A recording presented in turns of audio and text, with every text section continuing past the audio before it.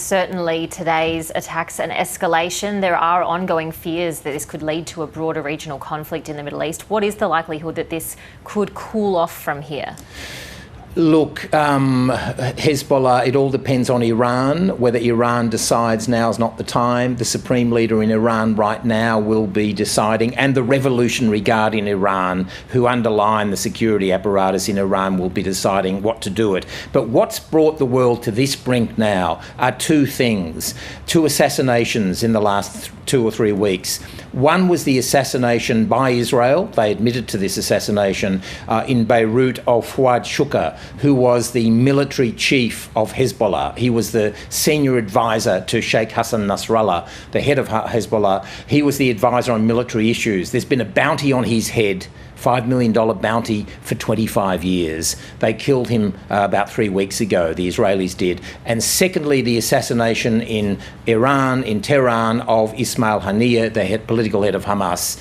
Israel doesn't admit to that killing, although most people who follow this believe that they were involved. And so Iran feels it has to respond now because the head of Hamas came to their country as a guest. He came to witness the inauguration of the new president, and he was killed, assassinated. So from Iran's point of view now, they feel they have to do something.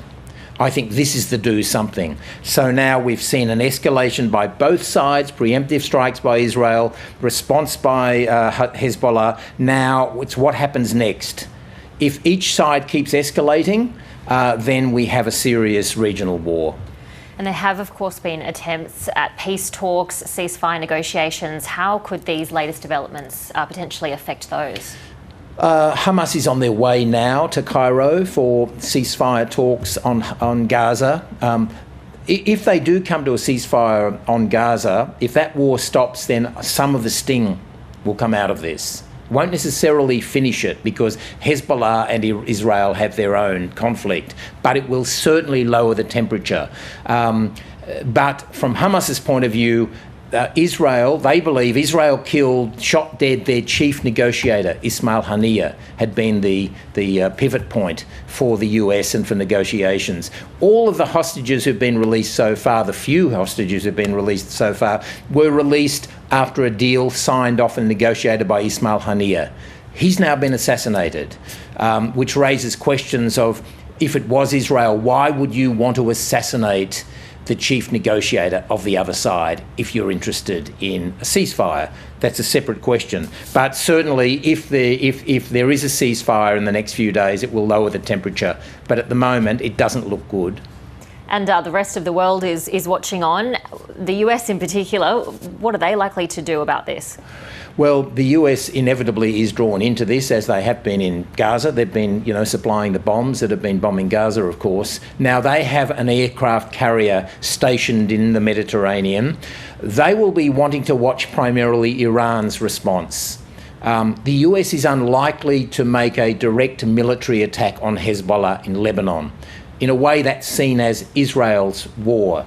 However, should Iran get involved, now, I don't think Iran will fire directly at Israel again. They did a couple of months ago. They fired their first ever direct attack on Israel. I don't think they'll do that again because that will allow Israel to hit Iran. Iran has this very complicated and well thought out structure of proxies. That's what our Four Corners program looks like. It is about the long arm of Iran. The Houthis in Yemen, Hamas, Hezbollah, the militia, the Shia militia in Iraq and Syria. I think what's likely to happen is I think that Iran will hit US facilities in Syria and in Iraq. I don't think Iran will dare to attack directly Israel. They're leaving that to Hezbollah. So it's this very complicated mix of, it's the ultimate proxy battle. It's essentially Israel versus Iran. That's what's happening at the moment. With the US well behind Israel on that side, and on Iran's side is that whole Shia crescent. We call it in the Four Corners program the arc of resistance.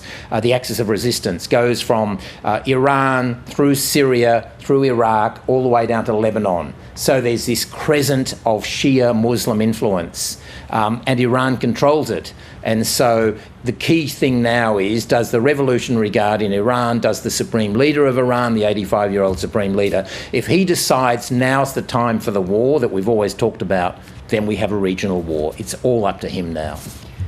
Very much looking forward to that Four Corners episode tomorrow night. Global Affairs Editor John Lyons, thank you so much for your time.